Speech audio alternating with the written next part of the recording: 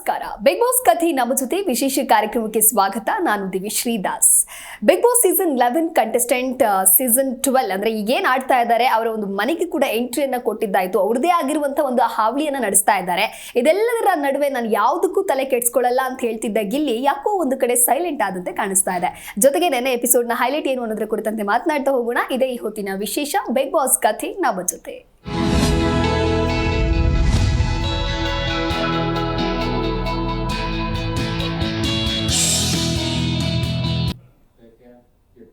ನೆನ್ನೆ ಎಪಿಸೋಡ್ನ ಹೈಲೈಟ್ಸ್ನ ಕುರಿತಂತೆ ಮಾತನಾಡೋದಕ್ಕೆ ಕಲೀಗ್ ಜಾಯ್ನ್ ಆಗಿದ್ದಾರೆ. ಸೊ ಬನ್ನಿ ಅವ್ರನ್ನ ಕಾರ್ಯಕ್ರಮಕ್ಕೆ ವೆಲ್ಕಮ್ ಮಾಡಿಬಿಡೋಣ. ಹೆಲೋ ರಘುವೀರ್, ವೆಲ್ಕಮ್ ಟು ದ ಶೋ. ನಮಸ್ತೆ. ಎಸ್, ಇನ್ನು ಮೊದಲನೇದಾಗಿ ನೆನ್ನೆ ಎಪಿಸೋಡ್ ಸ್ಟಾರ್ಟ್ ಆಗ್ತಾ ಇದ್ದಂಗೆನೆ ಏನು ಸೀಸನ್ 11 ಕಂಟೆಸ್ಟೆಂಟ್ಗಳು ಮನೆಗೆ ಎಂಟ್ರಿ ಕೊಟ್ಟಿದ್ದಾರೆ, ಅವ್ರ ಜೊತೆಗೆ ಅಂದರೆ ಬಿಗ್ ಬಾಸ್ ಎಂಟ್ರಿ ಆದಮೇಲೆ ನಿಮ್ಮ ಲೈಫ್ ಯಾವ ರೀತಿ ಬದಲಾಯಿತು ಅನ್ನೋ ಒಂದು ಟಾಸ್ಕ್ ಅನ್ನು ಕೊಡ್ತಾರೆ. ಸೊ ಏನು ಹೇಳ್ತೀರಾ? ಉಗ್ರಂ ಮಂಜು ಮಾತನಾಡಿದ್ದಾಗಿರ್ಬಹುದು ಅಥವಾ ರಜತ್ ಅವ್ರು ಮಾತನಾಡಿದ್ದಾಗಿರ್ಬಹುದು, ಹಾಗೆ. ಹೌದು ಮೇಡಮ್, ನಾವು ನೋಡಿದ್ವಿ ಬಿಗ್ ಬಾಸ್ ಸೀಸನ್ 11 ಚೆನ್ನಾಗಿ ಆಟ ಆಡಿ ಕೆಲವೊಂದು ಅವ್ರು ಆಲ್ಮೋಸ್ಟ್ ಎಲ್ಲರೂ ಅಲ್ಲಿ ಫೈನಲಿಸ್ಟ್ಗಳೇ ಆಗಿದ್ರು. ಅವರಿಗೆ ಸಿಕ್ಕಂಥ ಅವಕಾಶವನ್ನ ಚೆನ್ನಾಗಿ ನಿಭಾಯಿಸ್ಕೊಂಡಿದ್ರು. ಅವರು ಮಂಜು ಅವ್ರು ಹೇಳ್ದಂಗೆ ಅವರು ಫಿಲ್ಮ್ಗಳಲ್ಲಿ ಗುರ್ಸ್ಕೊಂಡಿದ್ರು. ಆದರೆ ಅವರು ಈಗ ಸೆಲೆಬ್ರಿಟಿಗಳದ್ದು ಅಥವಾ ಆ್ಯಕ್ಟರ್ಸ್ಗಳದ್ದು ಏನು ವಿಷಯ ಇರುತ್ತೆ ಅಂದರೆ ಅವರು ಸಿನಿಮಾಗಳಲ್ಲಿ ಒಂದು ಹೆಸರಲ್ಲಿ ಗುರ್ಸ್ಕೊಂಡಿರ್ತಾರೆ. ಈಗ ಉಗ್ರಂ ಮಂಜು ಅಂದರೆ ಉಗ್ರಂ ಮಂಜು ಅಂತಲೇ ಫೇಮಸ್ ಆಗಿರ್ತಾರೆ. ಅವ್ರು ಮಾಡಿರೋ ಫಿಲ್ಮಲ್ಲಿ ಇರೋ ಹೆಸರು, ಆ ಕ್ಯಾರೆಕ್ಟರ್ ಮೇಲೆ ಅವರನ್ನು ಗುರ್ತು ಮಾಡ್ತಾರೆ.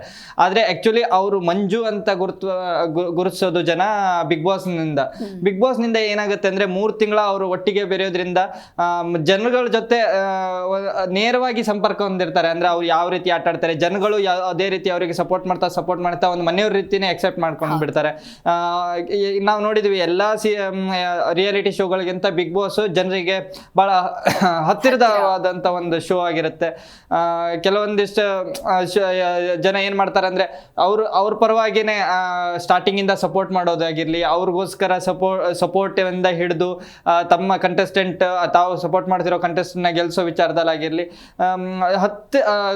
ಜನರು ಕೂಡ ಅವರನ್ನ ತುಂಬಾ ಪ್ರೀತಿ ಮಾಡ್ತಾರೆ ಅಲ್ಲಿ ಒಂದು ಕಂಟೆಸ್ಟೆಂಟ್ಗಳಿಗೆ.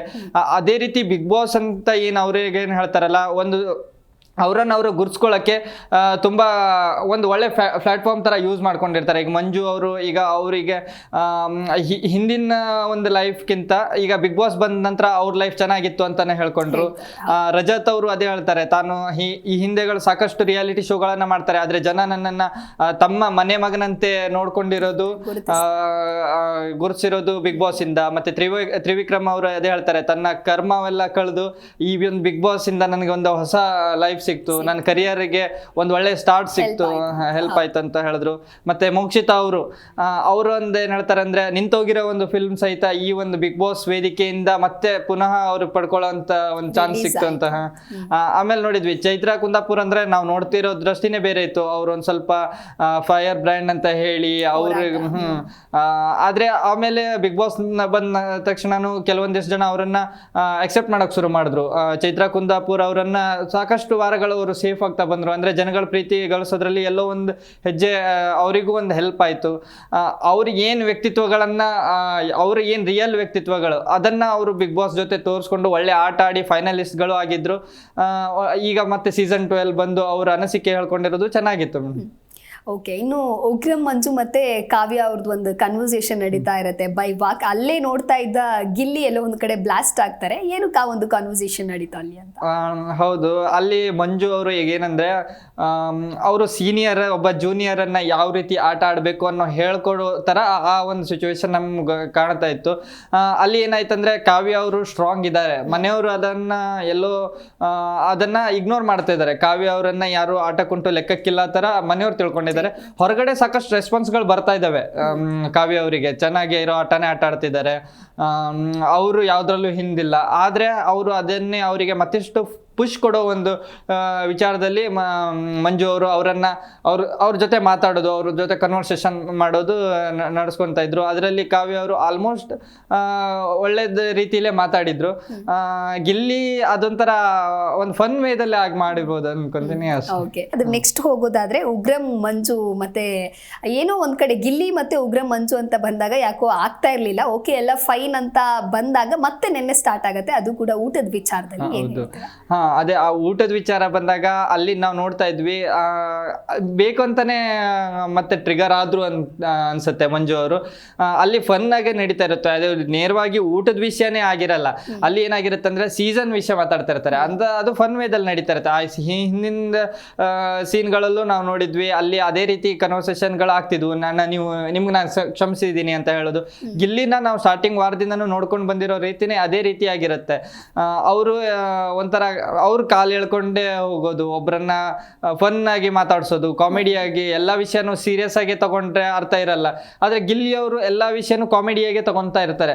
ಆ ಒಂದು ವಿಚಾರದಲ್ಲಿ ಗಿಲ್ಲಿ ಅವರಿಗೆ ಅಲ್ಲಿ ನಡ್ಕೊಂಡಿರೋ ರೀತಿ ಮಂಜು ಅವ್ರದ್ದು ಹಿಂದಿನ ನಾವು ಹೇಳಿದ್ವಿ ಗಿಲ್ಲಿ ಮಾಡಿರೋದು ತಪ್ಪಂತ ಹೇಳಿದ್ವಿ. ಆದರೆ ನಿನ್ನೆ ಅದನ್ನೇ ಅವರು ನೇರವಾಗಿ ಊಟದ ವಿಷಯದಲ್ಲೇ ಎಲ್ಲ ಟಾರ್ಗೆಟ್ ಮಾಡ್ತಾ ಇರೋದು ತಪ್ಪಾಗತ್ತೆ. ಗಿಲ್ಲಿ ಅವರು ಅದನ್ನ ಯಾವ ರೀತಿ ಹೇಳಿದ್ರಂದ್ರೆ, ಒಂದು ಸೀಸನ್ ಅನ್ನ ಒಬ್ರು ಹೇಳ್ಕೊಂತ ಇದ್ದಾರೆ ಅಂದ್ರೆ, ಈಗ ನಿಮ್ದು ಅಲ್ದೇ ಇರೋ ಸೀಸನ್ಗೆ ನೀವು ಬಂದಿದ್ದೀರಾ ಅಂತ ಫನ್ ಆಗಿ ಹೇಳ್ತಾರೆ. ಅದು ಹೌದು, ಅದನ್ನ ಸೀರಿಯಸ್ ಆಗಿ ತಗೊಂಡ್ರೆ ತಪ್ಪಾಗತ್ತೆ. ಅದು ಯಾಕಂದ್ರೆ ಈಗ ಬಿಗ್ ಬಾಸ್ ಕಳಿಸಿರೋದು ಗಿಲ್ಲಿ ಅವರಿಗೂ ಗೊತ್ತಿರುತ್ತೆ ಅದೊಂದು ಆಟದ ಪ್ರೊಸೀಜರ್ ಅಂತ, ಆದ್ರೆ ಅವರು ಅದನ್ನ ಫನ್ ವೇ ಆಗಿ ತಗೊಂಡು ಹೋಗಿರ್ತಾರೆ. ಈಗ ನಾವು ಧನುಷ್ ಸಾರಿ ಕೇಳೋದಕ್ಕೆ ಅಂತ ಹೇಳಿ ಕನ್ವಿನ್ಸ್ ಮಾಡಿ ಬಂದ್ರು ಕೂಡ ಉಗ್ರಂ ಮಂಜು ಅದಕ್ಕೆ ರೆಸ್ಪಾಂಡ್ ಮಾಡೋದಿಲ್ಲ, ಹೊರಟು ಹೋಗ್ತಾರೆ. ಹೌದು, ಉಗ್ರಂ ಮಂಜು ಅವರು ಅದೇ ಅವ್ರು ಒಂದ್ ಸ್ವಲ್ಪ ಅಗ್ರೆಷನ್ ತೋರಿಸ್ತಾ ಇದ್ದಾರೆ, ಆದ್ರೆ ಬೇಡ ಅನ್ಕೊಂತೀನಿ. ಯಾಕಂದ್ರೆ ಇದು ಆ ಬಿಗ್ ಬಾಸ್ ಸೀಸನ್ 11 ಅಲ್ಲ, ಅಂದ್ರೆ ಅವ್ರು ಆಡ್ತಾ ಇರ್ಬೇಕಾದ್ರೆ ಇವೆಲ್ಲ ನಡೆದ್ರೆ ಕಾಮನ್ ಆಗಿರುತ್ತೆ, ಓಕೆ ಅಂತ ಹೇಳ್ಬೋದು. ಅಂದ್ರೆ ಇಲ್ಲಿ ಯಾಕಂತ ಹೇಳಿದ್ರೆ ಇಲ್ಲಿ ಗೆಸ್ಟ್ ಆಗಿ ಬಂದಿರ್ತಾರೆ, ತಪ್ಪು ನಡೆಯುತ್ತೆ. ತಪ್ಪನ್ನ ಈಗ ಒಬ್ಬ ಸೀನಿಯರ್ ಸ್ಥಾನದಲ್ಲಿ ನಿಂತು ಒಬ್ಬ ಜೂನಿಯರಿಗೆ ಬುದ್ಧಿವಾದ ಹೇಳಿದ್ರೆ ಚೆನ್ನಾಗಿರ್ತಿತ್ತು. ಹಾಗೆ ಮಾಡಬೇಡ ಗಿಲ್ಲಿ, ಸರಿ ಅಲ್ಲ. ನನಗೂ ಒಂದ್ ಸ್ವಲ್ಪ ಊಟದ ವಿಷಯ ಬಂದಾಗ ಅಂದ್ರೆ ಅರ್ಥೈಸ ಹೇಳಿದಿದ್ರೆ ನೆಕ್ಸ್ಟ್ ಅದನ್ನ ತಿದ್ಕೊಳ್ಬೋದಿತ್ತು. ಅಲ್ಲಿ ಗಿಲ್ಲಿ ಅವರು ಹಿಂದಿನ ದಿನಗಳಲ್ಲೂ ಹೇಳಿದ್ರು ಗಿಲ್ಲಿಗೆ ಊಟದ ವಿಷಯ ಬರಬೇಡ, ಊಟದ ವಿಷಯ ಬಿಟ್ಟು ಬೇರೆ ಮಾತಾಡ ಅಂತ. ಇಲ್ಲಿ ಅವರು ಡೈರೆಕ್ಟ್ ಆಗಿ ಊಟದ ವಿಷಯನೇ ಅಂತ ಹೇಳಿಲ್ಲ, ಊಟದ ಸಮಯದಲ್ಲಿ ಮಾತಾಡ್ಬೇಕಾದ್ರೆ ಒಬ್ಬರ ಸ್ಥಾನನ ಕಿತ್ಕೊಂಡೆ ಅನ್ನೋ ಹೇಳೋ ಬರದಲ್ಲಿ ಒಂದು ಪ್ಲೇಟ್ ವಿಚಾರದಲ್ಲಿ ಆ ಮಾತುಗಳನ್ನ ಆಡಿರ್ತಾರೆ. ಆದ್ರೆ ಮಂಜು ಅವರು ಅದನ್ನೇ ಸೀರಿಯಸ್ ಆಗಿ ತಗೊಂಡು ತುಂಬಾ ಅತಿರೇಕದ ಮಾತುಗಳನ್ನ ಆಡ್ತಾರೆ. ಅದೊಂದ್ ಕಡೆ ಸರಿ ಅನ್ಸಿಲ್ಲ, ಯಾಕಂದ್ರೆ ಗಿಲ್ಲಿಯವರು ನಾವು ಆ ರೀತಿ ಯಾವತ್ತೂ ನೋಡಿಲ್ಲ. ತುಂಬಾ ಸೈಲೆಂಟ್ ಆಗ್ಬಿಟ್ರು, ಅವರು ಸಹಿತ ಸಿಟ್ಟ ಆಗ್ಬಿಟ್ರು. ಒಬ್ಬ ಕಾಮಿಡಿಯಾಗಿ ನೋಡ್ಬೇಕಾದ್ರೆ ಚಂದ, ಆದ್ರೆ ಸೀರಿಯಸ್ ಆದ್ಮೇಲೆ ಅವರನ್ನ ನಾವು ನೋಡೋದೇ ಕಷ್ಟ ಆಗತ್ತೆ. ಅಲ್ಲಿ ಗಿಲ್ಲಿ ಅವರನ್ನ ಈ ಹಿಂದಿನ ವಾರಗಳಲ್ಲಿ ನೋಡಿರೋದು, ನಿನ್ನೆ ನೋಡಿರೋದು ತುಂಬಾ ಈ ವೀಕ್ಷಕರಿಗೂ ಗಿಲ್ಲಿ ಎಸ್ಪೆಷಲಿ ಗಿಲ್ಲಿ ಅಭಿಮಾನಿಗಳೇ ತುಂಬಾ ನೋವು ಉಂಟಾಗಿದೆ. ಅದನ್ನ ನಾವು ಸೋಷಿಯಲ್ ಮೀಡಿಯಾದಲ್ಲಿ ಅವ್ರ ನೋಡಿದ್ದೇವೆ. ಗಿಲ್ಲಿನ ಈ ರೀತಿ ನೋಡಕ್ಕಾಗಲ್ಲ ಅಂತ ಹೇಳಿ ಕಮೆಂಟ್ಸ್ ಗಳು ಬರೆಯೋದು ತುಂಬಾ ಸಾಕಷ್ಟು ಇಷ್ಟು ದಿನ ಒಂದ್ ಕಳೆ ಇತ್ತು ಬಿಗ್ ಬಾಸ್ ಮನೆ ಅಂದ್ರೆ, ಯಾವಾಗ ಅವ್ರು ಎಂಟ್ರಿ ಆಗ್ತಾರೋ ಅವಾಗ ಏನೋ ಒಂಥರ ಸೈಲೆಂಟ್ ಆಗಿ ಹೋಗ್ಬಿಟ್ಟು. ಓಕೆ, ಇನ್ನು ಧನುಷ್ ಅಂಡ್ ಧ್ರುವಂತ್ ಅಂತ ಬಂದಾಗ ಸೂರಜ್ ಮಾತ್ ಕೇಳ್ಕೊಂಡ್ ಬಂದು ಅಲ್ಲಿ ಧ್ರುವಂತ್ ಹೇಳ್ತಾರೆ, ಅಂದ್ರೆ ಧನುಷ್ ಧ್ರುವಂತ್ಗೆ ಅಲ್ಲಿ ಒಂದು ಕ್ಲಾಶ್ ಸ್ಟಾರ್ಟ್ ಆಗತ್ತೆ. ಯಾಕೆ ಅಂತ ಹೇಳಿ ಅಂದ್ರೆ, ಧ್ರುವಂತ್ ಎಲ್ಲೋ ಒಂದ್ ಕಡೆ ಈ ರೀತಿ ಜಗಳ ಮಾಡ್ಕೊಂಡು ಕಾಡಿಸ್ಕೊಂಡು ಏನಾದ್ರು ಸೇಫ್ ಆಗ್ತೀನಿ ಅನ್ನೋ ಒಂದು ಭಾವನೆ ಅವರಲ್ಲಿ ಇದೆಯಾ ಅಂತ ಹೇಳಿ. ಇಲ್ಲ ಮೇಡಮ್, ನಾನೊಂದು ವಿಷಯ ಇಲ್ಲೇ ಕ್ಲಿಯರ್ ಮಾಡ್ಬೇಕು ಅನ್ಕೊಂಡಿದ್ದೀನಿ. ಅಂದ್ರೆ ಏನಂದ್ರೆ ಧ್ರುವಂತ್ ಅವರು ನಮ್ಗೆ ಫೇಕ್ ಅಂತ ಎಲ್ಲೂ ಅನ್ಸಿಲ್ಲ. ಅವ್ರು ಜಗಳ ಆಡ್ತಾರೆ, ಬೇಕಂತಾನು ಜಗಳ ಆಡ್ತಾರೆ, ಬೇಡ ಅಂತಾನು ಜಗಳ ಆಡ್ತಾರೆ, ಅದು ಅವ್ರಿಗೆ ಬಿಟ್ಟಿರೋದು, ಅದು ಅವ್ರ ಗೇಮ್ ಪ್ಲೇ. ಆದ್ರೆ ಹೊರಗಡೆಯಿಂದ ನೋಡ್ತಾ ಇರೋ ವೀಕ್ಷಕರಿಗೆ ಏನ್ ಅನ್ಸುತ್ತೆ, ಧ್ರುವಂತ್ ಅವರು ರಿಯಲ್ ಇದ್ದಾರೆ, ಯಾರಿಗೆ ಎಲ್ಲಿ ಮಾತಾಡ್ಬೇಕು ಅಲ್ಲೇ ಮಾತಾಡ್ತಿದ್ದಾರೆ. ಅವ್ರ ಜೊತೆ ಏನ್ ಫ್ರೆಂಡ್ಶಿಪ್ ಅಂತ ಬಾಂಡಿಂಗ್ ಇಟ್ಕೊಂಡಿದ್ರಲ್ಲ ಅಶ್ವಿನಿ ಜಾನು ಅವ್ರು ಕೂಡ ಎದುರಾಕೊಂಡ್ರು. ಎಲ್ಲಿ ರಕ್ಷಿತಾ ಅವ್ರಂತ ಸ್ಟಾರ್ಟಿಂಗ್ ಅಲ್ಲಿ ಅಣ್ಣ ತಂಗಿ ಅಂತ ಹೇಳ್ತಾ ಇದ್ರಲ್ಲ, ಅವ್ರನ್ನೇ ಎದುರಾಕೊಂಡ್ರು. ಒಬ್ರು ಮಾತಾಡ್ತಾ ಇದ್ದಾರೆ, ಜಗಳ ಮಾಡ್ತಾ ಇದ್ದಾರೆ ಅಂದ್ರೆ ಅದನ್ನ ಮಾತಾಡೋ ವಿ ಅಲ್ಲಿ ಕನ್ವೆ ಮಾಡ್ಬೋದು, ಬಟ್ ಅವ್ರನ್ನ ಇಮಿಟೇಟ್ ಮಾಡುವಂತ ರೀತಿ ಧ್ರುವಂತ್ ಎಷ್ಟು ಮಟ್ಟಿಗೆ ಸರಿ ಅಂತ. ಹೌದು, ಒಬ್ಬೊಬ್ಬರದ್ದು ಸ್ಟೈಲ್ ಅದೇ ರೀತಿ ಇರುತ್ತೆ. ಅವ್ರು ಮಾತಾಡೋ ರೀತಿನೇ ಹಾಗಿರ್ಬೋದು. ನಾವು ನೋಡಿದ್ವಿ ಒಬ್ರಿಗಷ್ಟೇ ಹಾಗೆ ಮಾಡ್ತಾ ಇಲ್ಲ, ಅವ್ರು ಎಲ್ಲರ ಜೊತೆನೂ ಅದು ಹಾಗೆ ಮಾತಾಡ್ತಿದ್ದಾರೆ. ಜೊತೆಗೂ ಮತ್ತೆ ಕ್ಲಾಶ್ ಆಗ ಸ್ಪಂದನ ಅವ್ರದ್ದು ವಿಷಯ ಅಂದ್ರೆ ಬೇಕಾಗಿರ್ಲಿಲ್ಲ ಅಲ್ಲಿ ಸ್ಪಂದನ ಅವ್ರು ಮಾತಾಡೋದು. ಸ್ಪಂದನ ಅವ್ರದ್ದು ಆಕ್ಚುಲಿ ಹೇಳ್ಬೇಕಂದ್ರೆ ಅಲ್ಲಿ ತಪ್ಪಿದೆ ಅವ್ರದ್ದು, ಸ್ಪಂದನ ಅವ್ರದ್ದು. ಈಗ ನಾವು ಈ ಹಿಂದಿನ 2 ವಾರಗಳಲ್ಲೂ ನಾನು ಗಮನಿಸಿದ್ದೆ, ಲಕ್ಸುರಿ ಬಜೆಟ್ ಅಂತ ಬಂದಾಗ ಚಿಕನ್ ಮಟನ್ ತಗೊಂತಾರೆ, ಆದ್ರೆ ವೆಜ್ ಇದ್ದವ್ರು ಏನ್ ಮಾಡ್ಬೇಕು, ವೆಜ್ ಇದ್ದವರಿಗೂ ಒಂದು ಅವಕಾಶ ಸಿಗ್ಬೇಕಲ್ವಾ. ಅವರು ಅಲ್ಲಿ ಟಾಸ್ಕ್ ಆಡ್ತಾ ಇದಾರೆ, ಅವರಿಗೂ ಒಂದು ಆಸೆ ಇರುತ್ತೆ. ಈಗ ಅವರು ಚಿಕನ್ ಮಟನ್ ಅಂತ ನಾನ್ ವೆಜ್ ಬಂದಾಗ ವೆಜ್ ಅವರು ತಿನ್ನಕ್ಕಾಗಲ್ಲ ಅಲ್ಲಿ. ಅಂದ್ರೆ ಈಕ್ವಲ್ ಆಗಿ ಎಲ್ಲರೂ ಸರಿಸಮಾನರಾಗಿರ್ತಾರೆ. ಈಗ ಅದರಲ್ಲಿ ಅವರ ಒಂದು ಪಾಲ್ ಏನ್ ಕೇಳಿರೋದು ಅದು ತಪ್ಪಲ್ಲ, ಅದು ಅವ್ರು ಕೇಳಿರೋ ರೀತಿನೂ ಸರಿಯಾಗಿತ್ತು, ಚೆನ್ನಾಗೇ ಬಂದು ಕೇಳಿದ್ರು. ನಿಮ್ಗೆ ಕಂಡಿಲ್ವಾ ಅಂತ ಏನು ಕೇಳಿರ್ಬೋದು. ಅವ್ರ ಲೆಕ್ಕದಲ್ಲಿ ಫ್ರಸ್ಟ್ರೇಷನ್ ಅಲ್ಲಿ ಅದು ಕಾಮನ್ ಆಗಿರುತ್ತೆ, ಯಾಕಂದ್ರೆ ಒಂದು ವಾರದ ವಿಷಯ ಆಗಿರುತ್ತೆ. ಈ ಹಿಂದಿನ ಸೀಸನ್ಗಳಲ್ಲಿ ಲಕ್ಸುರಿ ಬಜೆಟ್ ಟಾಸ್ಕ್ ಅಂತಾನೆ ಇರ್ತಿತ್ತು, ವಾರ ಪೂರ್ತಿ ಲಕ್ಸುರಿ ಬಜೆಟ್ ಟಾಸ್ಕ್ ಗಳಿಗೆ ಅಷ್ಟೆಲ್ಲ ಹೊಡೆದಾಟಗಳೆಲ್ಲ ಆಗ್ತಿದ್ವು. ಆ ಒಂದು ಇದ್ರಲ್ಲಿ ಈಗ ಒಂದು ವಾರದ ಒಂದು ಎಫರ್ಟ್ ಇರುತ್ತೆ, ಇವರು ಒಂದು ಕ್ಷಣದಲ್ಲಿ ಬಂದು ಇವ್ರಿಗೆ ಬೇಕಾದಂಗೆ ಇವ್ರು ತಗೊಂಡು ಒಬ್ರಿಗೆ ಅನ್ಯಾಯ ಆದ್ರೆ ಒಬ್ರಿಗೆ ಫ್ರಸ್ಟ್ರೇಷನ್ ಅಲ್ಲಿ ಅದಂತೂ ಆಗೋದಂತೂ ಸಹಜ. ಅದರಲ್ಲಿ ನಾವು ಬೇರೆ ಮಾತಾಡಕ್ ಆಗೋದೇ ಇಲ್ಲ. ಯಾಕಂದ್ರೆ ಗೊತ್ತಿರುತ್ತೆ, ಒಬ್ರು ಊಟದ ವಿಚಾರ ಬಂದಾಗ ಕಾಮನ್ ಆಗಿ ಅಲ್ಲಿ ಅಷ್ಟು ದಿನದಲ್ಲಿ ಅವ್ರಿಗೆ ಸರಿಯಾದ ಊಟ ಸಿಗ್ತಾ ಇರಲ್ಲ. ಅದ್ರ ಲಕ್ಸುರಿ ಬಜೆಟ್ ಅನ್ನೋ ಟಾಸ್ಕ್ ಇಂದ ತಮಗ್ ಬೇಕಾಗಿರೋದೊಂದು ಏನೋ ಒಂದು ಪಡ್ಕೊಳ್ಬಹುದು ಒಂದು ಆಸೆ ಎಲ್ಲರಿಗೂ ಇರುತ್ತೆ ಖಂಡಿತ. ಯಾಕಂದ್ರೆ ಈಗ ನಾವು ನೋಡಿದ್ವಿ ಎರಡೂವರೆ ತಿಂಗಳ ಆಗ್ತಾ ಬಂತು, ಎಕ್ಸ್ಟ್ರಾ ಏನೋ ಒಂದು ಅವಕಾಶ ಸಿಕ್ಕಿರುತ್ತೆ, ತಮಗೂ ಒಂದೇನೋ ಸಿಕ್ಕಿರ್ಲಿ, ಎಲ್ಲರಿಗೂ ಚಿಕನ್ ಸಿಕ್ಕಿರುತ್ತೆ. ಈಗ ಹಿಂದಿನ 2 ವಾರಗಳು ಚಿಕನ್ ಮಟನ್ಗಳನ್ನೆಲ್ಲ ಇವ್ರಿಗೆ ಸಿಕ್ಕಿತ್ತು. ಒಂದು ಇವರಿಗೆ ಪನ್ನೀರು ಅಥವಾ ಮಶ್ರೂಮ್ ಒಂದು ಆಸೆ ಇಟ್ಕೊಂಡಿರೋದ್ರು ತಪ್ಪಿಲ್ಲ, ಅದ್ರಲ್ಲಿ ಕೇಳೋದ್ರಲ್ಲೂ ತಪ್ಪಿಲ್ಲ. ಬೇರೆಯವರಾಗಿದ್ದಿದ್ರೆ ದೊಡ್ಡ ಜಗಳ ಮಾಡಿರ್ತಿದ್ರು. ಅದೇ ಜಾಗದಲ್ಲಿ ಅಶ್ವಿನಿ ಗೌಡ ಅವ್ರು ಜಸ್ಟ್ ಇದ್ದಿದ್ರೆ ನಾವು ಇಮ್ಯಾಜಿನ್ ಮಾಡ್ಕೊಳ್ಬೇಕು ಎಷ್ಟು ದೊಡ್ಡ ಜಗಳ ಆಗ್ತಿತ್ತು. ಅಂದ್ರೆ ಅವ್ರು ಜಗಳನೇ ಮಾಡ್ತಾರಂತಲ್ಲ, ಅವ್ರ ಪಾಲನೆ ಅವ್ರು ಕೇಳೋದ್ರಲ್ಲಿ ಒಂದು ಸರಿಯಾದ ಒಂದು ಸ್ಟ್ಯಾಂಡ್ ಇರುತ್ತೆ. ಆ ಒಂದು ವಿಷಯದಲ್ಲಿ ಅವ್ರು ಕೇಳಿರೋದು ಸರಿ ಇತ್ತು. ಆದ್ರೆ ಫ್ರಸ್ಟ್ರೇಷನ್ ಅಲ್ಲಿ ಧ್ರುವಂತ್ ಅವರು ತಪ್ಪು ಮಾತಾಡಿರ್ಬೋದು, ಅದೇನ ಒಂದು ಪದಗಳನ್ನ ಯೂಸ್ ಮಾಡಿರ್ತಾರೆ, ತಪ್ಪಿರ್ಬೋದು. ಆದ್ರೆ ಅದನ್ನ ನೇರವಾಗಿ ಹೇಳಿರಲ್ಲ, ಗಾಳಿಯಲ್ಲಿ ಹೇಳಿರ್ಬೋದು ಅಂದ್ಕೊಂಡೆ ಇಟ್ಕೊಳ್ಳೋಣ. ಸೂರಜ್ ಬಂದ್ಬಿಟ್ಟು ಅದನ್ನ ಇಂಟರ್ಫಿಯರ್ ಆಗಿ ಡ್ರ್ಯಾಗ್ ಮಾಡ್ತಾರ ಅಂತ. ಹೌದು, ಆ ಒಂದು ಈ ವಿಷಯ ಅಲ್ಲಿಂದಲ್ಲೇ ಮಾತಾಡಿದ್ದಿದ್ರೆ ಹೌದು ಸೂರಜ್ ಅವರು ಗ್ರೇಟ್, ಒಂದು ಒಳ್ಳೆ ಸ್ಟ್ಯಾಂಡ್ ತಗೊಂಡ್ರು ಅಂತ ಹೇಳ್ಬೋದು. ಅದನ್ನ ಅವರು ಬೇಕಂತಾನೆ ತಿರುಗಿಸಿ ಅಲ್ಲಿಂದ ಅವ್ರ ಕನ್ವರ್ಸೇಷನ್ ಟರ್ನ್ ಆಗಿ ಈ ಕಡೆ ಧ್ರುವಂತ್ ಮತ್ತೆ ಸೂರಜ್ ಅವ್ರಿಬ್ರಿಗೆ ಕ್ಲಾಶ್ ಸ್ಟಾರ್ಟ್ ಆಗುತ್ತೆ, ಅಲ್ಲಿ ಜೋರ್ ಜಗಳ ಶುರುವಾಗುತ್ತೆ. ಇದನ್ನ ನಾನು ಎಲ್ಲಿಗೆ ಲಿಂಕ್ ಮಾಡ್ತೀನಿ ಅಂದ್ರೆ ಎಪಿಸೋಡ್ ಸ್ಟಾರ್ಟಿಂಗ್ ಅಲ್ಲೇ ನಾನೇನು ತಪ್ಪು ಮಾಡ್ತಿದ್ದೀನಿ, ಕಾಣಿಸ್ಕೊಂತೆಲ್ಲ, ಎಲ್ಲಿ ಬೇಕಾದಲ್ಲಿ ಎಫರ್ಟ್ ಆಗ್ತಿಲ್ಲ ಅಂತ ರಾಸಿಕಾ ಅವ್ರ ಜೊತೆ ಕೂತು ಹೇಳ್ಕೊಳ್ತಿದಾರಲ್ಲ, ಇದು ಒಂದು ಸ್ಟ್ರಾಟಜಿ ಆಗಿ ಯೂಸ್ ಮಾಡ್ಕೊಂಡ್ರು ಅಂತ ಅನಿಸ್ತು ಮೇಡಮ್. ಓಕೆ, ಇನ್ನು ಧ್ರುವಂತು ಸೈಲೆಂಟ್ ಆಗಿನೇ ಹೋಗಿ ರಘು ಜೊತೆಗೆ ಮಾತಾಡೋದಕ್ಕೆ ಶುರು ಮಾಡ್ತಾರೆ, ಎಲ್ಲೋ ಒಂದ್ ಕಡೆ ರಘುನ ಹೊಗಳೋದಕ್ಕೆ ಶುರು ಮಾಡ್ತಾರೆ. ಸೊ ಇದು ಕೂಡ ಏನಾದ್ರೂ ಒಂದು ತಂತ್ರ ಅಂತ ಹೇಳ್ಬೋದಾ ಅಥವಾ ಕ್ಯಾಶುವಲ್ ಟಾಕ್ ಅಂತ ಹೇಳಿ ನಿಮ್ಗೆ ಅನ್ನಿಸ್ತಾ? ಇಲ್ಲ ಮೇಡಮ್, ಖಂಡಿತ ನನಗಿದೆ. ಯಾಕೆಂದ್ರೆ ಈ ಹಿಂದಿನ ವಾರದಲ್ಲೇ ನಾವು ನೋಡಿದ್ವಿ, ರಘು ಅವ್ರ ಕಡೆಯಿಂದನೇ ಜಾಸ್ತಿ ಇತ್ತು. ಉತ್ತಮ ಕೊಡೋದು ವಿಚಾರ ಆಗಿರ್ಬೋದು, ಅಥವಾ ಸುದೀಪ್ ಸರ್ ಕೇಳಿದಾಗ ನಿಮ್ಗೆ ಯಾರ ಆಟ ಚೆನ್ನಾಗಿತ್ತು ಅಂದಾಗ ಅವ್ರು 2 ಬಾರಿ ಧ್ರುವಂತ್ ಅವ್ರ ಹೆಸರು ರಘು ಅವ್ರು ಹೇಳ್ತಾರೆ. ಅಂದ್ರೆ ಅವರಿಗೆ ಧ್ರುವಂತ್ ಅವ್ರ ಆಟ ಎಲ್ಲಿಗೆ ಇಷ್ಟ ಆಯ್ತು ಅಂದ್ರೆ, ಅವರಿಗೆ ಒಂದು ಅವಕಾಶ ಇನ್ನು ಆಟ ಆಡಕ್ ಹೋಗ್ಬೇಕಾದ್ರೆ ಅವಕಾಶ ಕೊಡ್ತಾ ಇರ್ಲಿಲ್ಲ ಅಶ್ವಿನಿ ಅವರು. ಜಗಳ ಮಾಡಿ ತನ್ಗೆ ಬೇಕು ಅನ್ನೋ ಸ್ಥಾನವನ್ನ ಪಡೆದುಕೊಂಡು ಆಟ ಆಡಿ ಗೆದ್ದು ತೋರಿಸಿರ್ತಾರೆ. ಆ ಒಂದು ವಿಷಯದಲ್ಲಿ ರಘು ಅವರಿಗೆ ಅವ್ರ ಆಟ ಇಷ್ಟ ಆಗಿರುತ್ತೆ. ಮತ್ತೆ ಮನೆ ಕೆಲಸನು ಆ ಹಿಂದಿನ ವಾರದಲ್ಲಿ ರಘು ಅವರು ಕ್ಯಾಪ್ಟನ್ಸಿ ಆದಾಗ ಚೆನ್ನಾಗಿ ಕೆಲಸ ಮಾಡಿರ್ತಾರೆ. ಅದೇ ಇಂಪಾರ್ಟೆಂಟ್ ಆಗಿರುತ್ತೆ. ರಘು ಅವರಿಗೆ ಒಂದು ಕ್ಯಾಪ್ಟನ್ಸಿ ಟೈಮಲ್ಲಿ ನನಗೆ ಹೆಚ್ಚು ತೊಂದರೆ ಕೊಟ್ಟಿಲ್ಲ, ನಾ ಹೇಳಿರೋ ಕೆಲಸನ ಮಾಡಿರ್ತಾರೆ, ಟಾಸ್ಕ್ ಅಂತ ವಿಚಾರ ಬಂದಾಗ ಒಂದು ಒಳ್ಳೆ ಸ್ಟ್ಯಾಂಡ್ ತಗೊಂತ ಇದಾರೆ ಅಂತ ರಘುಗ್ ಅನ್ಸಿರುತ್ತೆ. ಅದೇ ಅವ್ರ ಫ್ರೆಂಡ್ಶಿಪ್ ನೆಕ್ಸ್ಟ್ ವಾರನೂ ಕಂಟಿನ್ಯೂ ಆಗಿದೆ, ಈ ವಾರನೂ ಕಂಟಿನ್ಯೂ ಆಗಿದೆ. ನಮ್ಗೆ ಧ್ರುವಂತ್ ಅವ್ರದ್ದು ಒಂದು ಏನಂದ್ರೆ, ಅವರು ಕೆಲಸನ ಅವರು ನೀಟಾಗಿ ಮಾಡ್ಕೊಂಡು ಹೋಗ್ತಾ ಇದ್ದಾರೆ. ಮತ್ತೆ ಎಲ್ಲಿ ಅವ್ರು ಮಾತಾಡ್ಬೇಕು ಅಂದ್ರೆ, ನಾವು ಅವರನ್ನ ಪಾಸಿಟಿವ್ ಆಗು ತಗೊಳ್ಳೋದು ಬೇಡ, ನೆಗೆಟಿವ್ ಆಗು ತಗೊಳೋದು ಬೇಡ. ಅವರು ಸರಿ ಆಟ ಆಡ್ತಿದಾರ, ತಪ್ಪು ಆಟ ಆಡ್ತಿದಾರ, ಒಟ್ನಲ್ಲಿ ಆಟ ಆಡ್ತಾ ಇದಾರೆ.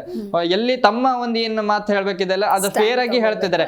ಬೇರೆಯವ್ರ ತರ ಸೇಫ್ ಆಗಿ ಆಡ್ತಿಲ್ಲ. ಇವ್ರ ಜೊತೆ ಜಗಳ ಆಡಿದ್ರೆ ನಾನು ನಾಮಿನೇಟ್ ಆಗ್ಬೋದು, ನಾ ಮನೆ ಹೋಗ್ಬೋದು, ನನಗೆ ಮುಂದೆ ತೊಂದರೆ ಆಗ್ಬೋದು ಅಂತ ಎಲ್ಲೂ ಒಂದು ಹಿಂಜರಿತಾ ಇಲ್ಲ, ಡೈರೆಕ್ಟ್ ಆಗಿ ಆಟ ಆಡ್ತಿದ್ದಾರೆ. ನನಗೆ ಆಕ್ಚುಲಿ ಹೇಳ್ಬೇಕಂದ್ರೆ ಇಷ್ಟು ದಿವಸದ ನಂತರ ಧ್ರುವಂತ್ ಅವ್ರ ಆಟ ಇಷ್ಟ ಆಯ್ತು ಮೇಡಮ್. ನಂಗೆ ನಿನ್ನೆ ಒಂದು ಚೆನ್ನಾಗಿ ಆಟ ಆಡ್ತಾ ಇದ್ದಾರೆ. ಹೌದು, ಬೇಕಂತ ಸೂರಜ್ ಅವರು, ಸ್ಪಂದನ, ಎಸ್ಪೆಷಲಿ ಸ್ಪಂದನ ಅವ್ರಂತ ಬೇಕಂತಾನೆ ಇರ್ಲಿಲ್ಲ, ಗುರ್ಸ್ಕೊಳಕ್ ಬಂದಾಗ ಮಾತ್ರ ಅದೇ ಬೇರೆ ಕಾಣಿಸ್ಕೊಳ್ತಾ ಇಲ್ಲ. ಸ್ಪಂದನ ಅಂತಿದ್ರಲ್ಲ, ಅದಕ್ಕೆ ಕಾಣಿಸ್ಕೊಳ್ಳೋಣ ಅಂತ. ಹೌದು, ಅದೇ ರೀತಿ ಕಾಣಿಸೋ. ಅದ್ರಲ್ಲಿ ಅವ್ರು ಮಾತಾಡೋದ್ರಲ್ಲಿ ಅರ್ಥನೇ ಇರ್ಲಿಲ್ಲ. ಅವರಿಗೆ ಯಾರಿಗೂ ಒಂದು ಲಕ್ಸುರಿ ಬಜೆಟ್ ಇವ್ರ ಕೈಯಿಂದ ಲಾಸ್ ಆಗಿದೆ, ಇವ್ರು ಅದನ್ನ ತಪ್ಪಂತ ಸ್ವೀಕಾರ ಮಾಡದೆ ನೇರವಾಗಿ ಮತ್ತೆ ಧ್ರುವಂತ್ ಅವ್ರ ಮೇಲೆ, ಅಂದ್ರೆ ಅವ್ರಿಗೆ ಏನ್ ತಗೊಂಡಿದ್ದಾರೆ, ಧ್ರುವಂತ್ ಅವ್ರ ಜೊತೆ ಮಾತಾಡಿದ್ರೆ ಎಲ್ಲರೂ ಸಪೋರ್ಟ್ ಬರ್ತಾರೆ, ಅವ್ರ ಪರ ಧ್ರುವಂತ್ ಪರವಾಗಿ ಯಾರು ನಿಲ್ಲಲ್ಲ ಅನ್ನೋದೊಂದು ಗೊತ್ತಿದೆ. ಅದಕ್ಕೆ ಎಲ್ಲರೂ ಸೇರಿ ಧ್ರುವಂತ್ ಮೇಲೆ ಅಟ್ಯಾಕ್ ಮಾಡಿದ್ರು ಅನ್ಸುತ್ತೆ. ಓಕೆ, ಇನ್ನು ಉಗ್ರಂ, ಮಂಜು, ರಘು ಎಲ್ಲ ಸೇರಿ ಗಿಲ್ಲಿಗೆ ಇರಿಟೇಟ್ ಮಾಡೋದಕ್ಕೆ ಶುರು ಮಾಡ್ತಾರೆ. ಇಷ್ಟೊಂದು ಬಟ್ಟೆ ಇದೆ, ಇಷ್ಟು ಬಟ್ಟೆ ಇದ್ರೂ ಕೂಡ ನೀನು ಯಾವ್ದು ಸರಿಯಾಗಿ ವೇರ್ ಮಾಡಲ್ಲ ಅನ್ನೋ ತರ ಆ ಒಂದು ಕಾನ್ವರ್ಸೇಷನ್ ಬಗ್ಗೆ ಏನ್ ಹೇಳ್ತೀರಾ? ಅಂಡ್ ಗಿಲ್ಲಿಗೆ ಕೂಡ ಅದು ಸಿಕ್ಕಾಪಟ್ಟೆ ಇರಿಟೇಟ್ ಆಗುತ್ತೆ, ಅಲ್ಲಿಂದ ಎದ್ದು ಹೋಗ್ಬಿಡ್ತಾರೆ. ಹೌದು, ಇದು ಗಿಲ್ಲಿದ ಒಂದ್ ಸ್ವಲ್ಪ ತಪ್ಪಾಗುತ್ತೆ. ನಾನು ಇದು ಯಾಕೆ ತಪ್ಪಾಗುತ್ತೆ ಅಂದ್ರೆ, ಮಂಜು ವಿಷಯಕ್ಕೆ ಹೇಳ್ತಲ್ಲ, ರಘು ಅವ್ರ ವಿಷಯಕ್ಕೆ ಹೇಳ್ತೀನಿ. ಯಾಕಂದ್ರೆ ರಘು ಅವರು ತುಂಬಾ ಒಳ್ಳೆ ಫ್ರೆಂಡ್ಸ್ ಆಗಿರ್ತಾರೆ. ನಾವು ನೋಡಿದ್ವಿ ಹೋದ ವಾರದ ದೃಷ್ಟಿ ಬಿತ್ತೇನೋ ಗೊತ್ತಿಲ್ಲ, AI ವಿಡಿಯೋ ಹಾಕಿದ ತಕ್ಷಣ ಅವರಿಬ್ರು ಒಟ್ಟಿಗೆ ಕಂಡೇ ಇಲ್ಲ ನಮ್ಗೆ. ಅಲ್ಲಿ ಏನಾಗ್ಬಿಡುತ್ತೆ ಅಂದ್ರೆ, ರಘು ಅವ್ರದ್ದು ಮತ್ತೆ ಗಿಲ್ಲಿ ಅವ್ರದ್ದು ಫ್ರೆಂಡ್ಶಿಪ್ ಒಂದ್ ಸ್ವಲ್ಪ ಬಿರುಕಂತೂ ಮೂಡ್ತು. ಅಂದ್ರೆ ಅಲ್ಲಿ ಗಿಲ್ಲಿ ಅವರು ಎಲ್ಲರಿಗೂ ಈಗ ಇರಿಟೇಟ್ ಮಾಡ್ತಾರೆ, ಅವೆಲ್ಲ ನಮ್ಗೆ ಗೊತ್ತಿದೆ. ಆದ್ರೆ ಅವರು ಅದೇ ರೀತಿ ಎಕ್ಸೆಪ್ಟ್ ಮಾಡ್ಕೊಂಡಿದ್ರೆ ಒಂದ್ ಸ್ವಲ್ಪ ದೊಡ್ಡವರಾಗ್ತಿದ್ರು ಗಿಲ್ಲಿ ಅವರು. ಅಲ್ಲಿ ರಘು ಅವರಿಗೆ ಒಂದ್ ಸ್ವಲ್ಪ ಬೇಜಾರ್ ಮಾಡಿದ್ರು. ಆ ಒಂದು ರೀತಿ ಗಿಲ್ಲಿ ಅವ್ರದ್ದು ಸರಿ ಅನ್ಸಿಲ್ಲ. ಯಾಕಂದ್ರೆ ರಘು ಅವರು ತುಂಬಾ ಒಳ್ಳೆ ಫ್ರೆಂಡ್ಸ್ ಆಗಿರ್ತಾರೆ. ಅಂದ್ರೆ ಅವ್ರು ಒಳ್ಳೇದಕ್ಕೆ ಹೇಳಿರ್ಬೋದು ಅಲ್ಲಿ ಆ ಒಂದು ಸಿಚುವೇಶನ್ ಅಲ್ಲಿ. ಒಂದ್ ಸ್ವಲ್ಪ ಇವರು ರಘು ಅವರು ಸ್ವಲ್ಪ ಜಾಸ್ತಿನೇ ಟ್ರಿಗರ್ ಆದ್ರು, ಅಷ್ಟು ಬೇಕಾಗಿರ್ಲಿಲ್ಲ. ಒಂದು ಫ್ರೆಂಡ್ಶಿಪ್ ಅಲ್ಲಿ ಒಂದ್ ಮಾತು ಬರ್ತದೆ ಹೋಗ್ತದೆ ಅಂತ ಹೇಳ್ಕೊಂಡು ಸುಮ್ಮನಾಗಿರ್ಬೋದಿತ್ತು. ಒಂದ್ ಸ್ವಲ್ಪ ಜಾಸ್ತಿ ಇಬ್ರ ಮಧ್ಯೆನೂ ಬಿರುಕು ಮೂಡಿದೆ. ಅಂದ್ರೆ ನಮ್ಗೆ ಹೊರಗಿಂದ ನೋಡೋರಿಗೆ, ಗಿಲ್ಲಿ ಅಭಿಮಾನಿಗಳಿಗೆ ಮತ್ತೆ ರಘು ಅವರ ಅಭಿಮಾನಿಗಳಿಗೆ ಇವರಿಬ್ರು ಒಟ್ಟಿಗೆ ಆಡ್ಬೇಕು ಅನ್ನೋದೊಂದು ಆಸೆ ತುಂಬಾ ಇತ್ತು. ಇಲ್ಲಿಗೆ ಮುಗೀತದ ಅಥವಾ ಮುಂದುವರಿಯುತ್ತಂತ ನೋಡ್ಬೇಕಾಗಿದೆ. ಓಕೆ, ಇನ್ನು ಆಸ್ ಯೂಶುವಲ್ ಸ್ಯಾಟರ್ಡೆ ಸಂಡೇ ಅಂತ ಬಂದಾಗ ಸಾಕಷ್ಟು ಜನ ಇವತ್ತು ಬಿಗ್ ಬಾಸ್ ನೋಡ್ಬೇಕು ಅಂತ ಹೇಳಿ ಕಾಯ್ತಾ ಇದ್ದಾರೆ. ಸೊ ಇವತ್ತಿನ ಕಿಚ್ಚನ ಪಂಚಾಯಿತಿಯಲ್ಲಿ ಯಾರಿಗೆ ಕ್ಲಾಸ್ ಆಗಬಹುದು? ಹೌದು, ಸಾಕಷ್ಟು ಕೆಲವೊಂದಿಷ್ಟು ಸಣ್ಣ ಪುಟ್ಟ ತಪ್ಪುಗಳಂತ, ಸಣ್ಣ ಪುಟ್ಟ ಎಲ್ಲ ಒಂದ್ ಸ್ವಲ್ಪ ದೊಡ್ಡ ತಪ್ಪುಗಳನ್ನು ಸಹಿತ ಈ ವಾರ ನಾವು ನೋಡಿದೀವಿ. ಗಿಲ್ಲಿ ಅವರಿಗೆ ಒಂದು ಕ್ಲಾಸ್ ಸರಿಯಾಗಿ ಸಿಗುತ್ತೆ. ಯಾವ ಕಾರಣಕ್ಕೆ? ಅಂದ್ರೆ ಅತಿಥಿಗಳನ್ನ ನೋಡ್ಕೊಳ್ಳೋ ವಿಚಾರದಲ್ಲಿ ಒಂದ್ ಸ್ವಲ್ಪ ಎಡವಿದ್ದಾರೆ, ಒಂದಕ್ಕೆ ಮಾತಿನ ಬರದಲ್ಲಿ. ಆ ಒಂದು ವಿಚಾರದ ಅತಿಥಿಗಳು ಕೂಡ ಓವರ್ ಆಡಿದ್ದಾರೆ. ಸೊ ಎಲ್ಲೋ ಒಂದ್ ಕಡೆ ಪ್ರೋಮೋ ನೋಡ್ತಾ ಹೋದ್ರೆ ಅತಿಥಿಗಳಿಗೂ ಇರಬಹುದಾ ಇವತ್ತು ಅಂತ ಹೇಳಿ. ಹೌದು, ಇರ್ಬೇಕು. ಆದ್ರೆ ಹೊರಗಿಂದ ಬಂದವರಿಗೆ ಗೌರವ ಕೊಡೋದಕ್ಕಿಂತ ಒಂದ್ ಸ್ವಲ್ಪ ಅವರಿಗೂ ನೇರವಾಗಿ ಹೇಳಿದ್ರು, ಇಂಡೈರೆಕ್ಟ್ ಆಗಂತೂ ಬಿಸಿ ಮುಟ್ಸೋದಂತೂ ಖಂಡಿತ ಆಗ್ಬೋದು ಅನ್ಕೊಂತೀನಿ. ಒಂದ್ ಸ್ವಲ್ಪ ಅವರಿಗೂ ಕ್ಲಾಸ್ ಬಂದಿದ್ರೆ ಚೆನ್ನಾಗಿ ಇರುತ್ತೆ. ನೋಡ್ಬೇಕು. ನನಗಂತೂ ಅನ್ಸುತ್ತೆ ಗಿಲ್ಲಿ ಅವರಿಗೆ ಒಂದ್ ಸ್ವಲ್ಪ ಜಾಸ್ತಿ ಕ್ಲಾಸ್ ತಗೊಳ್ತಾರೆ ಅಂತ ಹೇಳಿ. ಓಕೆ, ಇನ್ನು ಈ ವಾರದಲ್ಲಿ ಓವರ್ ಆಲ್ ಆಗಿ ನೋಡ್ತಾ ಹೋದ್ರೆ ಬರೀ ಆಕ್ಟಿವಿಟಿನೇ ಆಗಿದೆ. ಸೊ ಬೆಸ್ಟ್ ಅಂತ ಅಂದ್ರೆ ಚೆನ್ನಾಗಿ ಆಡ್ತಾ ಇದ್ದಾರೆ ಅಂತ ಹೇಳಿದ್ರೆ ಯಾರನ್ನ? ಮೇಡಮ್, ನನ್ಗೆ ಅಶ್ವಿನಿ ಗೌಡ ಅವ್ರ ಆಟನೇ ಚೆನ್ನಾಗಿ ಅನಿಸ್ತು. ಯಾಕಂದ್ರೆ ಇಷ್ಟು ವಾರಗಳ ಇಂದ ನೋಡ್ತಾ ಇರೋ ಅಶ್ವಿನಿನೇ ಬೇರೆ. ನಿನ್ನೆ ಅವ್ರು ಮತ್ತಿಷ್ಟು ನನ್ಗೆ ಒಂದು ಅಶ್ವಿನಿ ಅವ್ರದ್ದು ಇಷ್ಟ ಆಯ್ತಂದ್ರೆ ಆಟ, ಅವರು ಜಾನ್ವಿ ಅವರು ಮತ್ತೆ ಅದೇ ಹಳೆ ಜಾನ್ವಿ ಆಗಿ ಬಾಳೆನ ಎತ್ಕೊಳ್ಳೋಣ ಅಂತ ಹೇಳಿದಾಗ ಅವಾಗ ಅಶ್ವಿನಿ ಅವರು ಮತ್ತಿಷ್ಟು ಅವರು ಒಂದು ರೆಸ್ಪೆಕ್ಟ್ ಅನ್ನ ಮಾಡ್ತಾರೆ. ಏನ್ ಹೇಳ್ತಾರೆ ಅಂದ್ರೆ, ಬೇಡ ತೀರಾ ಕೆಟ್ಟವರಾಗೋದು ಅಂದ್ರೆ ನಾವು ಅರ್ಥ ಮಾಡ್ಕೊಳ್ಬೇಕು, ಇಲ್ಲಿ ಹಾಳಾಗ್ತಿರೋ ಜಾನ್ವಿ ಎಲ್ಲಿದ್ದಾರೆ, ಅಶ್ವಿನಿ ಎಲ್ಲಿದ್ದಾರೆ. ಹೌದು, ಜಾನ್ವಿ ಅವರು ಇಷ್ಟು ದಿವಸನೂ ನಾವು ನೋಡಿದ್ವಿ, ಅದು ಮಾಡೋಣ ಇದು ಮಾಡೋಣ, ಜಾನ್ವಿ ಮೇಡಮ್ ಅದು ಮಾಡೋಣ ಅಂತ ಹೇಳಿ ಜಾನ್ವಿ ಅವರೇ ಒಂದ್ ಸ್ವಲ್ಪ ಅವರಿಗೆ ಮಾಡಿನೇ ಅಶ್ವಿನಿ ಅವರು ಎಲ್ಲೊಂದ್ ಕಡೆ ಹಳ್ಳಕ್ ಬೀಳ್ತಿದ್ರು. ಆದ್ರೆ ಅಶ್ವಿನಿ ಅವರು ಇದೇ ರೀತಿ ಆಟ ಮುಂದುವರ್ಸ್ಕೊಂಡೋದ್ರೆ ಅವರು ಚೆನ್ನಾಗಿರೋ ಆಟ ಇದ್ ಮಾಡ್ತಿದ್ವಿ. ಮತ್ತೆ ಒಂದು ಒಳ್ಳೆ ವಿಚಾರ ಅಂದ್ರೆ ಗಿಲ್ಲಿ ಅವರನ್ನ ಎಲ್ಲೂ ಬಿಟ್ಕೊಟ್ಟಿಲ್ಲ. ಅವ್ರು ಎಷ್ಟೇ ನಾವು ನೋಡಿದ್ವಿ ಹಿಂದಿನ ಸೀಸನ್ ಅಲ್ಲೂ ಅವ್ರೊಬ್ರಿಗಾಗಿಲ್ಲ ಅಂದ್ರೆ ಅತಿಥಿಗಳ ಜೊತೆ ಹೋಗಿ ಕೂತ್ಕೊಂಡು ಅವ್ರ ಪರವಾಗಿನೂ ಮಾತಾಡಿ ಒಂದೇನು ಬೆಳೆನ ಬೇಯಿಸ್ಕೊಳ್ಬೋದಿತ್ತು. ಆದ್ರೆ ಅಶ್ವಿನಿ ಗೌಡ ಅವರು ಎಲ್ಲೂ ಆ ರೀತಿ ಮಾಡಿಲ್ಲ. ಹೌದು, ಆ ಒಂದು ವಿಚಾರದಲ್ಲಿ ನನಗೆ ಈ ಸಲ ಕಿಚ್ಚನ ಚಪ್ಪಾಳೆ ಅಶ್ವಿನಿಗೆ ಸಿಕ್ಕಿದ್ರು ತಪ್ಪಿಲ್ಲ. ಒಳ್ಳೆ ಅವರಿಗೆ ಅದಕ್ಕೆ ಡಿಸರ್ವ್ ಇದ್ದಾರೆ ಕಿಚ್ಚನ ಚಪ್ಪಾಳೆಗೂ. ನೋಡ್ಬೇಕು ಯಾರಿಗೆ ಸಿಗತ್ತೆ ಕಿಚ್ಚನ ಚಪ್ಪಾಳೆ. ಅಥವಾ ಅವರಿಗೆ ಒಂದು ಇಷ್ಟು ದಿವಸದ ಒಂದು ಅಶ್ವಿನಿ ಗೌಡ ಈ ಒಂದು ವಾರದಲ್ಲಿ ಅವರು ಬದಲಾಯಿಸ್ಕೊಂಡ ರೀತಿಗೆ ಅವರಿಗೆ ಒಂದು ಅವರಿಗೆ ಸುದೀಪ್ ಸರ್ ಒಂದು ಒಳ್ಳೆ ಮಾತು ಹೇಳ್ತಾರ ಅಂತ ನೋಡ್ಬೇಕಾಗಿರುತ್ತೆ. ಓಕೆ, ಈಗ ಬಿಗ್ ಬಾಸ್ ಮನೆಯಲ್ಲಿ ಯಾರು ಸ್ವಲ್ಪ ಸೈಲೆಂಟ್ ಆಗಿದ್ದಾರೆ, ಟಾಸ್ಕ್ ಅಲ್ಲಿ ಇನ್ವಾಲ್ವ್ ಆಗ್ತಾ ಇಲ್ಲ, ಚೆನ್ನಾಗಿ ಆಡ್ತಾ ಇಲ್ಲ ಅಂತ ಹೇಳಿದ್ರೆ ಯಾರು ನಿಮ್ನ ಚೂಸ್ ಮಾಡ್ತಾರೆ? ಚೆನ್ನಾಗಿ ಆಡ್ತಾ ಇಲ್ಲ ಅಂತ ಹೇಳಿದ್ರೆ ಸ್ಪಂದನ ಅವರು, ಸೂರಜ್ ಅವರು, ಇವರಿಬ್ರು ಸೂರಜ್ ಅವರಿಗೆ ಈ ವಾರ ಡೇಂಜರ್ ಝೋನ್ ಅಲ್ಲಿ ಇದ್ದಾರೆ. ಮನೆಗೆ ಹೋದ್ರು ಆಶ್ಚರ್ಯ ಏನಿಲ್ಲ ಅನ್ಕೊಂತೀನಿ. ಅವರು ನಿನ್ನೆ ಆಟದಲ್ಲಂತೂ ಅವರು ಬೇರೆ ತೋರ್ಸ್ಕೊಳಕ್ ಹೋಗಿ ಒಂದ್ ಸ್ವಲ್ಪ ನಾಮಿನೇಷನ್ ನಲ್ಲಿರೋ ಭಯದಿಂದನೇ ಆ ರೀತಿ ಒಂದು ಮನೆಯಲ್ಲಿ ಸಿಚುವೇಶನ್ ಅನ್ನ ಕ್ರಿಯೇಟ್ ಮಾಡಿದ್ರು ಅಂತಾನು ಅನಿಸ್ತು.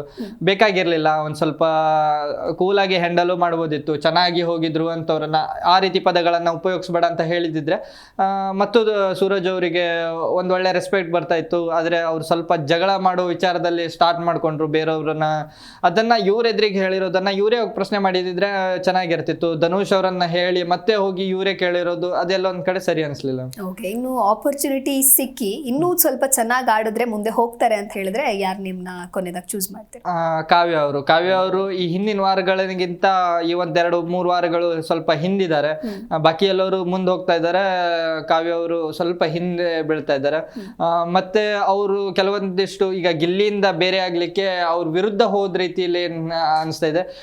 ಫ್ರೆಂಡ್ಶಿಪ್ ಅನ್ನೋದು ಇಂಪಾರ್ಟೆಂಟ್ ಆಗುತ್ತೆ ಇದೇ ಒಂದು ಬಿಗ್ ಬಾಸ್ ಮನೆಯಲ್ಲಿ. ಈಗ ಮುಂದೆ ಹೋಗ್ಬೇಕಂದ್ರೆ ಒಬ್ಬರೇ ಅಂತೂ ಹೋಗಕ್ಕಾಗಲ್ಲ. ಹಾಗಂತ ಇಂಡಿವಿಜುವಲ್ ಆಟನೇ ಹೌದು, ಆದ್ರೆ ಫ್ರೆಂಡ್ಶಿಪ್ ಇರಬೇಕಾಗತ್ತೆ. ಈಗ ಯಾರ ಹತ್ರ ಆದ್ರೂ ಕೆಲವೊಂದಿಷ್ಟು ಜನರ ಹತ್ರ ನೀವು ಇದ್ರೆ ಅವ್ರ ಜೊತೆ ಚೆನ್ನಾಗಿದ್ದು ಹೋದ್ರೆ ಜನಗಳಿಗೂ ಇಷ್ಟ ಆಗತ್ತೆ. ಇವರು ಟೀಮ್ ಆಗಿ ಚೆನ್ನಾಗಿ ಆಟ ಆಡ್ತಾರೆ ಅಂತಾನು ಒಂದು ಅವರಿಗೂ ಒಂದು ಪುಷ್ ಸಿಗುತ್ತೆ. ಆದ್ರೆ ಕಾವ್ಯ ಅವರು ಯಾವುದೇ ಒಂದು ತಂಡದಲ್ಲೂ ಗುರ್ಸ್ಕೊಂತ ಇಲ್ಲ, ಏಕಾಂಗಿ ಆಟ ಅಂತ ಹೇಳಿ ಕಳೆದೋಗ್ತಾ ಇದ್ದಾರೆ ಅಂತ ಅನಿಸ್ತಾ ಇದೆ madam. Okay, so thank you ರಘುವೀರ್ ಕಾರ್ಯಕ್ರಮಕ್ಕೆ ಆಗಮಿಸಿದ್ದಕ್ಕಾಗಿ. ನೋಡಿರುವ ವೀಕ್ಷಕರು, ನಿನ್ನೆ ಎಪಿಸೋಡ್ನ ಹೈಲೈಟ್ಸ್ ಏನಾಗಿತ್ತು ಅಂತ ಹೇಳಿ ಚರ್ಚೆ ಮಾಡಿದೀವಿ. ಸೊ ಇವತ್ತು ಶನಿವಾರ ಆಗಿರೋದ್ರಿಂದ ಕಿಚ್ಚನ ಕೋಪಕ್ಕೆ ಯಾರು ಬಲಿಯಾಗ್ತಾರೆ ಅಥವಾ ಕಿಚ್ಚನ ಚಪ್ಪಾಳೆ ಯಾರಿಗೆ ಅನ್ನುವಂತಹ ಕುತೂಹಲ ಸಾಕಷ್ಟು ಜನಕ್ಕೆ ಇದೆ. ಇದಾಗುತ್ತೆ ಈ ಹೊತ್ತಿನ ವಿಶೇಷ. ನೋಡ್ತಾ ಇರಿ ಜಿ ಕನ್ನಡ ನ್ಯೂಸ್, ಸತ್ಯವೇ ಸುದ್ದಿಯ ಜೀವಾಳ.